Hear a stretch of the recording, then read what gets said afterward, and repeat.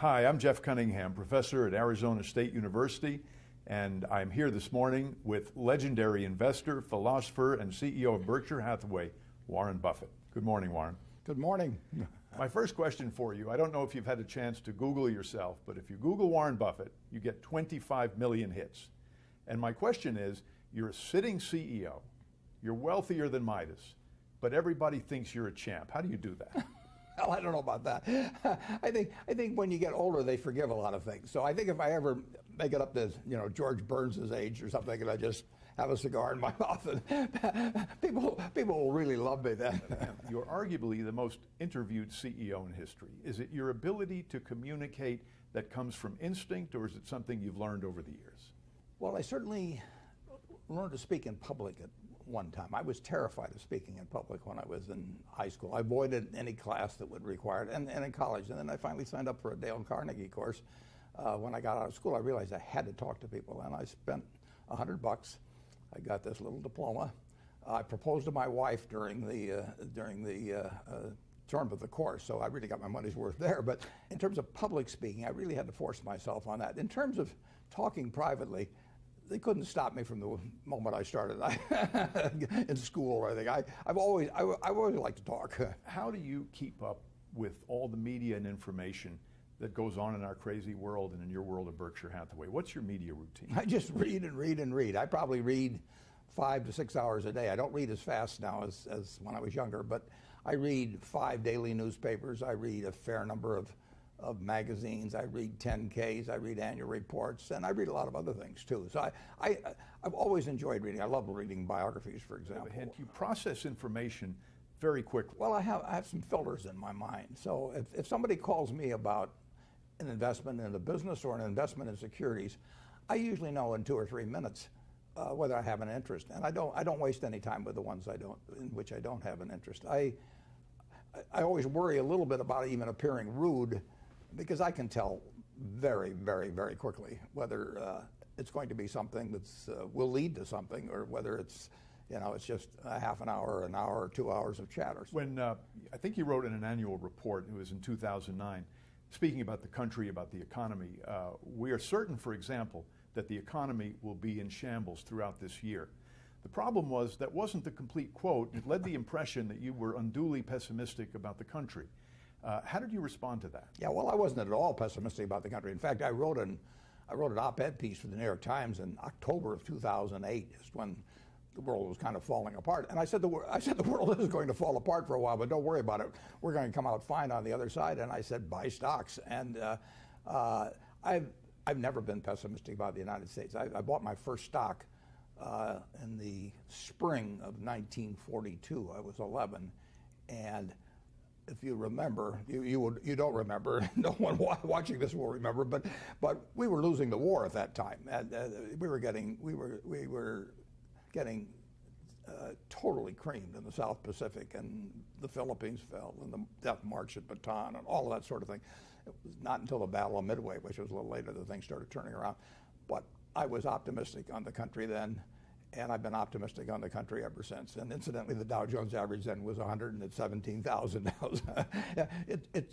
No one has ever been a success betting against America since 1776, and they're not going to be a success in the future doing it either. I know when the Dow hit 1,000, it was a moment of euphoria. Yet, if I'm not mistaken, you plowed in, and you even raised more funds. Has the Dow ever felt to you like it was way too frothy? There were a couple of times when it looked too frothy to me, but that's in 50 years. And I gave a talk in 1999, and it's gotten reprinted in Fortune subsequently. And there have been a couple of times when it really looked to me like people had gotten too excited. But even then, I knew that the country would, any marker that we'd established, we were going to surpass later on. And that continues true to today. I mean, this country's just getting started. I was reading a Lincoln quote the other day. With public sentiment, nothing can fail. Without it, nothing can succeed. And of course, he was talking about what led to the Emancipation Proclamation. When I think about your world, 330,000 people who are employees of Berkshire Hathaway or its subsidiaries, how do you send a message that they are being scrutinized under the microscope by the media at all times? Well, I send a message to their managers. Those 330,000 people work for maybe 70 or so CEOs and in turn work for me. So my job is to have those 70 CEOs sending out the right message. So every 2 years, I write them a very simple letter. It's a page and a half. I don't believe in 200-page manuals, because if you put out a 200-page manual, everybody's looking for loopholes, basically. But page and a half, it's very hard for them to argue about what I'm talking about. So I tell them, that my reputation, Berkshire's reputation, is in their hands. And not only, and we've got all the money we need. We'd like to make more money, but we got all the money we need. We don't have an ounce of reputation beyond what we need, and we can't afford to lose it. So we never will trade reputation away for money. And they're the ones that are the guardians of that, and that I want them to not only do what's legal, obviously, but I want them to judge every action by how it would appear on the front page of their local paper, written by a smart but semi-unfriendly reporter, who really understood it, to be read by their family, their neighbors, their friends, and it has to pass that test as well. And I tell them I don't want anything around the lines. I tell them there's plenty of money to be made in the center of the court, and I'm 84 and my eyes aren't that good anymore. I can't quite see the lines that well. So just keep it in the center of the court, and if they have any questions, call me. Even the occasional dust-up at Berkshire, there will be, is big news. Yeah. And I'll pick on Solomon only because it's history now. Yeah, it's a good one. A lot of time to reflect on that. When you think about what you went through there, what advice do you have for a CEO who's on the media hot seat because of a similar situation? Well, there's a couple pieces of advice on that. The first is that when you find out a bad news, correct it, and if it's necessary to report it, then the authorities report it immediately. The big problem with Solomon was not what a fellow named Mosier did, which was to defy the U.S. government, not ever a very good idea, but that could have been handled.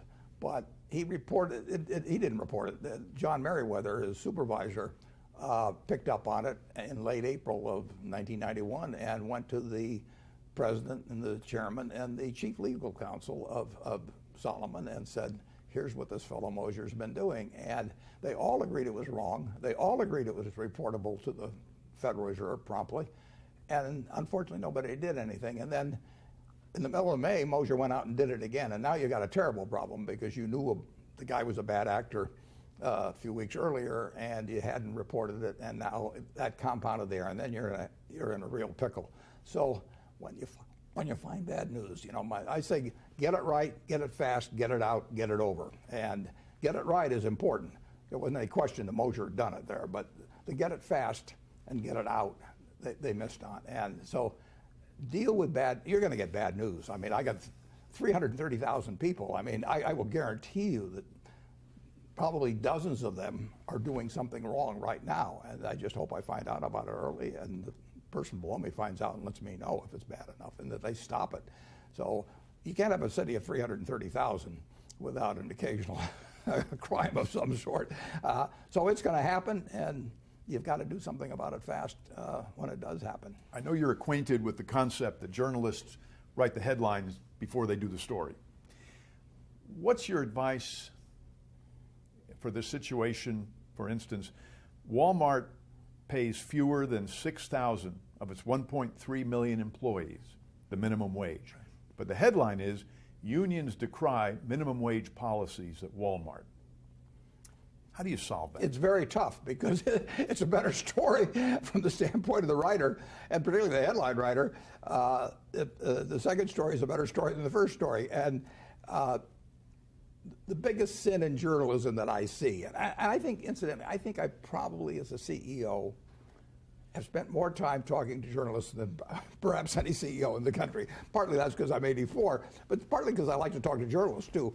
But the greatest sin they commit, you've got to start a story with a hypothesis. I mean, you're looking into something because you have a working hypothesis, but you have to give up that hypothesis if it turns out not to be correct, or if it's misleading in a major way. So I always worry about the journalist that calls me. They've decided what story they're working on, and all they're looking for is confirmatory evidence. So I call it quote shopping. They'll talk to me for 45 minutes hoping they get one quote that confirms their story, and ignoring the other 43 minutes when I tell them things that should limit the story. So it's very natural. You get time invested in it. You've got this working hypothesis. terrible what Walmart does with their employees or whatever it may be. And you may have some people who have an interest in it feeding you a lot of material along that line. And once you've invested a lot of hours and your editor knows you've invested a lot of hours, maybe it was the editor's working hypothesis to start with. Now you got to go back and tell him he's wrong or her. I mean, there's a lot of momentum toward a bad story. There's a lot of momentum toward a good story too. But you have to be able as a writer to say, my hypothesis is no longer correct. And all it was a hypothesis. That's no sin to say that, but it's hard to do. You're referring to what almost feels like ego on the part of the journalist, but there's also the question of an anti-business bias. And I'll just pick on a headline. Billions of penalties later, Dimon, the chairman of JP Morgan, gets a raise. But the truth was that there were billions of penalties, there were fines, there were cuts in salary, the company was turned around, and the salary was restored. Is that too much to ask of a headline writer? Well, I always worry about the headline writers. Of course, the reporter always says, well, I don't write the headlines. And I ask reporters occasionally, I say, you may not write the headline, but before the story runs, you should at least be okay with the headline. I want you to be able to tell me after the story runs that you were okay with the headline, because the headline is what 10 times as many people are going to carry around in their mind later on as the story. So don't tell me you're absolved of everything because you don't write the headlines. And good reporters will do that, incidentally. They don't write the headlines. I know that. But if they feel the headline misrepresents their story, then they've got an obligation to complain to the editor. But going back to the Dimon example, I mean, most of the things that JP Morgan got penalized for were acts at WAMU, which they took over, or Bear Stearns, which they took over. At the time they took over those two institutions, the United States government was on their knees begging them to do it, basically, through the various agencies. I mean, they were doing something that was a public service. That doesn't mean they didn't think they'd benefit by it, but they were totally following through on something that the government wanted to have happen very badly. And they picked up, unfortunately, they wrote those contracts very fast, and they picked up the sins of those organizations which they had nothing to do with. Now, that doesn't mean that JP Morgan hasn't gotten fined for some things they did as well. But overwhelmingly, those were huge fines from the past. And when the government wants to levy a fine, you just salute and smile and say, do it again. Basically, we got fined $290 million at Solomon. If the figure had been $100 million, if it had been $500, there was nothing I could do about it. I had to agree to it, and that's just the way it is. So it can be a little tough, and Jamie Dimon has done a terrific job of running JP Morgan. It was very fortunate for the United States citizens that Jamie Dimon was running JP Morgan during the financial panic. It is true that one reason, we won't necessarily call it haste, but one reason for urgency was the companies they were buying were melting down. They were gone. They'd already melted down. They may not have known it, but they were gone. And they were important institutions. And WAMU came along right after Wachovia, after Freddie Mac and Fannie Mae and all. The dominoes were toppling. And here was another very big domino. And the FDIC could have taken it on, but there would have a lot of problems connected with that. And JP Morgan stepped up. The FDIC did get involved, but believe me, the panic of 2008 would have been far worse if JP Morgan hadn't been there and Jamie Dimon hadn't been running it. There's an media example that hits a little closer to home. You were quoted as being very interested and dramatically changing your opinion on a compensation issue, but that you didn't divulge it to the board. I'm wondering if that was just a misquote or bad fact-checking. I disagreed with the level of options being authorized, which the Coca-Cola company stated in the proxy material would likely be issued within 4 years. I thought it was excessive. I abstained from voting. I announced my abstention after the vote. I did not want to be leading a proxy contest or anything of the sort. I think the management of Coca-Cola is first class. I think they got some difficult problems to take on, but I think they've got some tremendous assets working for them as well. And I thought they're very decent people, and I thought if they were reasoned with and talked to, that they might well change things, and they have. I mean, they've dramatically changed that plan so that instead of over 4 years, it'll be over 12 years. Well, that's cutting it by 2/3. The chairman of the compensation committee is a very first-class person, very smart. She picked up on all the points on it, and they made the changes. So the abstention accomplished something very significant for Coca-Cola shareholders. The board of Berkshire wasn't involved with it. I mean, basically, we talked about it afterwards, and they approved of both the abstention and my suggestions to the Coca-Cola board. There was criticism that you only abstained in the media. Yeah. Yours was what I would call the abstention heard round the world. That reflects a lack of understanding of the boardroom on the part of many journalists, does it not? It really does. I mean, look at what we've accomplished by the abstention. You know, we're the largest shareholder of Coca-Cola. We want to be the largest shareholder of Coca-Cola. We want to be helpful to Coca-Cola. They want to do the right thing. There is no basic conflict at all between us and the Coca-Cola company. In fact, there's admiration on my part for the Coca-Cola management. I thought they made a mistake in doing what they were doing, and the abstention has worked out in terms of vastly changing the plan. And voting no and creating a ruckus would be been a very dumb thing. It would accomplish nothing. They would have dug in their heels. In all likelihood, that's human nature. It might have been more fun for the press, but it wouldn't have accomplished the goal. People they don't really I mean, you're dealing with a human institution. These are decent, high-grade human beings as directors, and I hadn't talked with them about the plan. I was not a director. My son was a director, but I wasn't a director. I did not know they were going to say that they were authorizing those shares to be issued over 4 years. When I read it, I thought it was a mistake. And what should I do? Should I start condemning all these people at Coca-Cola, telling the world they're terrible people? They're not terrible people. What I should do is convey my feelings to them. And I'm not going to vote for it and then talk to them afterwards. I mean, this was shortly before the annual meeting, but I did abstain. And then I talked to them, and now we've got a very sensible plan. And you know, no personal relationships have been damaged. People do not feel they've got an enemy out there, which they don't have. It just makes sense in terms of human behavior. But it would have been a better story if I'd taken out ads or something and said this is the worst thing that's happened in history. The journalist's pet peeve, of course, is the banks, as we've been discussing. They see headlines where Bank of America has to pay $18 billion in penalties, and the follow-up is, why isn't anyone going to jail? Why is it that journalists look at business results as a crime to be punished? Well, I think that there have been individuals do things in business that they should go to jail for, and they have, and sometimes they should, and they haven't gone to jail. But there's two different.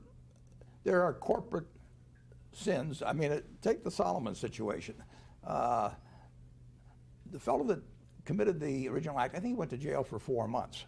I mean, he is the guy that caused our problems. But the second problem was not reporting it. Now, did you send somebody to jail for that or something? I don't think so. You penalize the company big time. I don't think you put them out of business or anything of the sort. And we paid a big price for the fact that Moser's actions were not reported to the Fed in a timely manner. It was important that the company pay that fine, and that we acknowledge the fact that that was a very wrong thing to do. You don't go around insulting the United States government on its regulations for selling U.S. bonds. But for an action, I think Moser probably should have gone away for a lot longer period, but I may be biased on that. But I don't think other people should have. And you just have to make a determination about when the activity of some individual is criminal. I think they should be prosecuted. But every time something goes wrong at the corporate level, we've had things go wrong at the corporate level. I will promise you that in the next 5 years, something will happen at Berkshire that is the wrong thing for somebody at the corporation to do. I mean, and we'll correct it, but it's going to happen from time to time. And I don't think I should go to jail if one of our 330,000 people does something they shouldn't do. But in a sense, we're speaking of two sides of the same coin. The first one was the abstention, where journalists don't understand the boardroom, in a sense, and how it works. They don't participate in it. The second one is a misunderstanding of civil versus criminal law. it's not only a journalist issue, it's a country issue. Is there something we can do to better educate journalists? Should they be taking sabbaticals and working for Berkshire for 6 months or a year? Wouldn't be a bad idea. It is very tough that I quoted Mickey Mantle as saying one time that it's amazing how easy this game is once you get up in the press box. And there is that problem.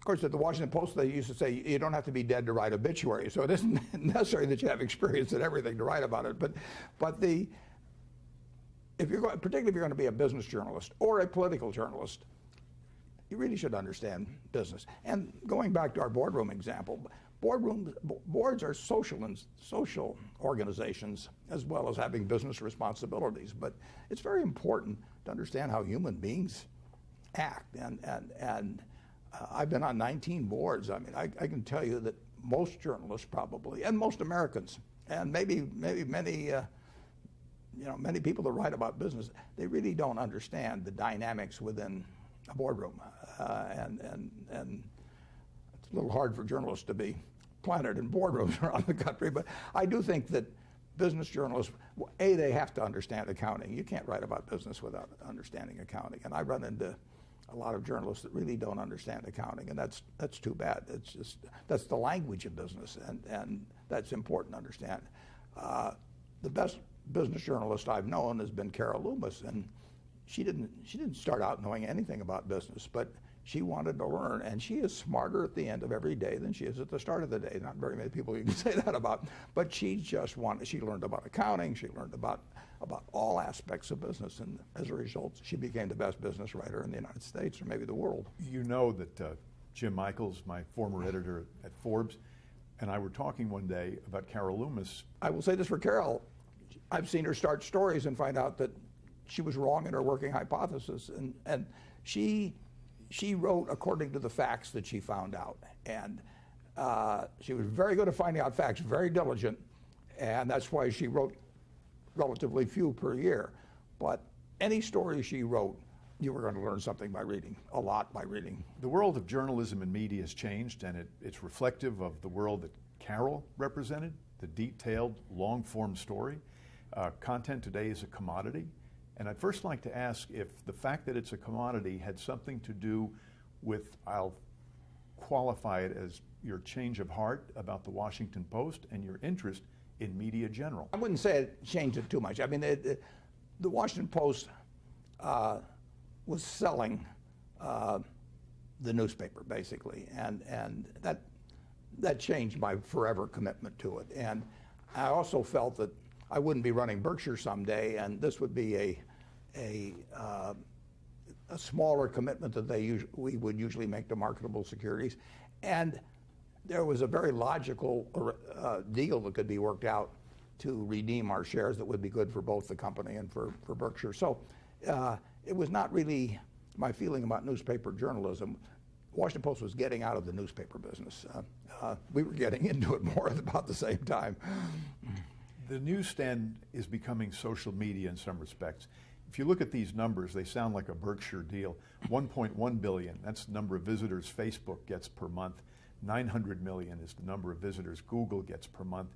So news is seen now through the filter of what our friends think is interesting. Yeah. Everybody's a reporter. How does that play out for us? Well, it's really changed the world big time, and you can see it, in daily newspaper circulation in the United States. I guess there's maybe 1,400 or so daily papers left. There were 1,700 not so long ago, and their numbers are going to go down, and their circulation is going to go down, and their earnings are going to go down. So it is, the print daily newspaper is, it's been in decline for some period. It's going to continue in decline, and people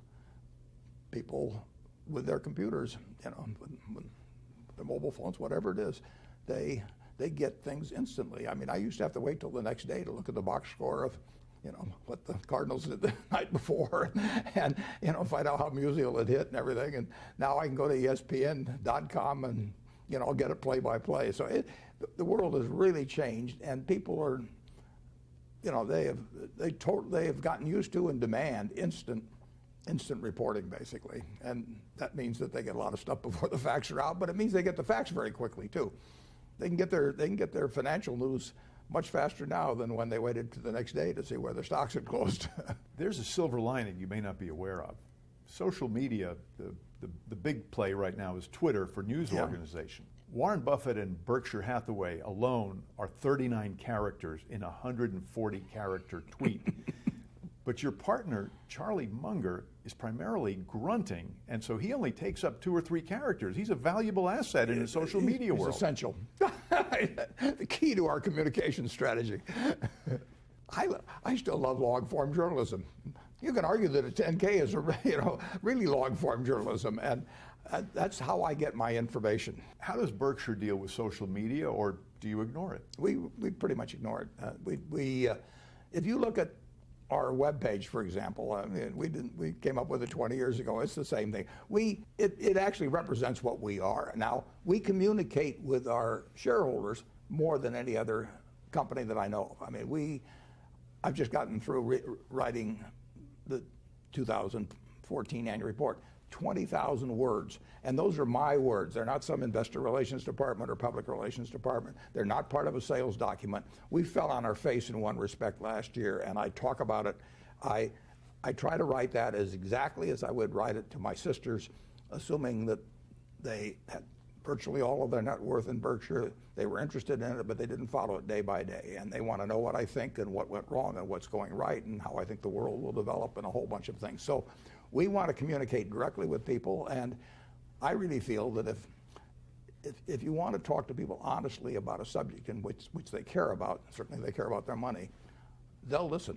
I mean, I do not worry about the number of words when I write that report. I worry about telling them the things I'd want to know if our positions were reversed and they were telling me about my investment. In some respects, you anticipated the social media world. You mentioned earlier in our conversation the page-and-a-half memo that you send to your leadership every 2 years.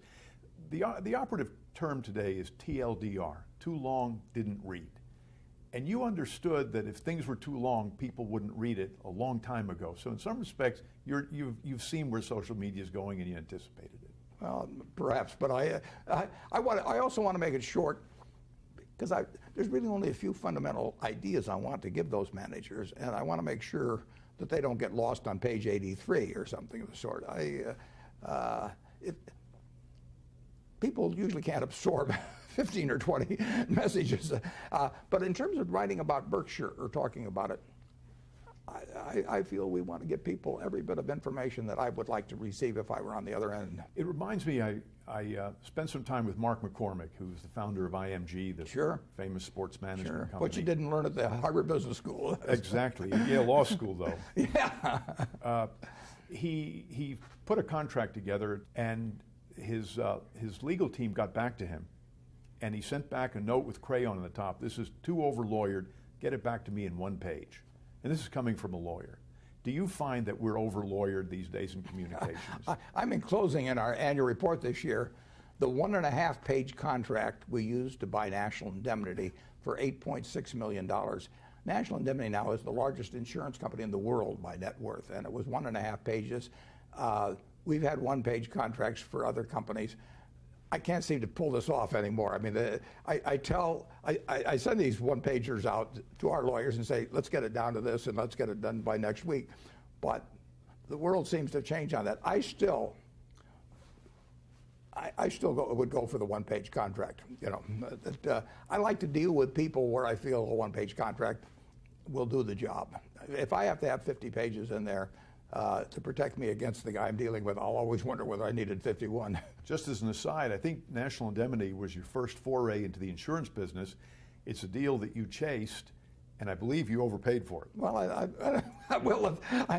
hope the seller feels that way. Who were the greatest business editors, do you feel, in the time that you've been observing the scene? And in their passing, have we lost something? Jim Michaels was an incredible editor. I mean, he could put out the whole magazine, and he proved every story he edited, and he edited them all. It was improved by his touch. Barney Kilgore was a sensational editor. I mean, he envisioned a world defined by interest rather than by geography. So he took a daily newspaper and said, I'm not trying to make this interesting because you live in Omaha or you live in Peoria, I'm going to make it interesting because you live in the city of business. And he created, a fantastic paper. Ben Bradley was a great editor, not a business editor, but he was a great editor. I think you'll see other great editors in the future. The talent required for being a great editor has not been extinguished now. So maybe the formats have been reduced to which that editor can apply his talents or her talents, but I think you'll see other great ones. Do you think, in terms of the media, we're going through a transitional era and we'll end up in a rational place, or will we see pictures of movie star selfies and cats on the front page of the New York Times? Well, I don't think we'll see them on the front page of the New York Times, but we'll see them every place else. People, that's why People Magazine became the most profitable magazine maybe in the world, certainly in the United States, by quite a margin. Fortune magazine was still turning out things that I love to read, but it was People that sold. Unfortunately, I think the great majority of people are going to like things very, very brief. They're going to like personalities. But there will be people also that care about more in-depth journalism. I was reading Robert Redford was quoted that he created Sundance because the studios were doing things for the young kids, Transformers and science fiction, and he wanted a place to do independent movies. Do you think the same thing applies to the media in the examples that you just gave, that there'll be an independent flourishing? Well, there will be first-class journalism in institutions devoted to that, or publications devoted to that, and there is a big enough market for that. It's not where most of the money will be, and money will drive what the public sees. Any parting advice before the end of our interview for the journalism student? I think it's wonderful. If I didn't do what I do in my life, I would want to be a journalist. I mean, I consider myself a journalist to some extent. I assign myself a story. I say, is the Washington Post Company worth $22 a share in 1973? I say, is the BNSF Railroad worth us paying $34 billion? I assign myself the story. It's my working hypothesis that it is, but then I go and look for the facts, and I try not to be selective about the facts that I use as input. So journalism, it's fascinating. I love it. I would say that A, you should always observe that rule about not letting the hypothesis determine the story. B, you've got to learn. You've got to learn about accounting. You've got to learn about how business works if we're talking about business journalism. And you can always get smarter. And if you do the right kind of a job, you will attract the right kind of sources. I mean, I am a source for certain journalists, and the reason I am is because I admire their work, and the others get no place with me. So it's very important if you want to become a great journalist, to behave like one as you go along, and then all the other pieces will fall into place. And you want to have a curiosity about business. There are so many good stories that haven't been written yet, a few of them which I know. And so you couldn't be working in a better area. And there's always going to be business. Business is always going to be important to the body politic as well as be interesting to a lot of readers. And if there are so few that are good, that you're going to stand out if you really work at it. One last question. You're expecting 40,000 at this year's annual meeting? I wouldn't be surprised if we topped that, yeah. This is your own social media gathering, you know that. The annual meeting has become a media frenzy, yet you've managed to maintain a common touch. Do you attribute that secretly to your ukulele playing? No, I think I attribute it to the fact that I promised the crowd I won't play the ukulele. That's why they come. Break a little, that's the story.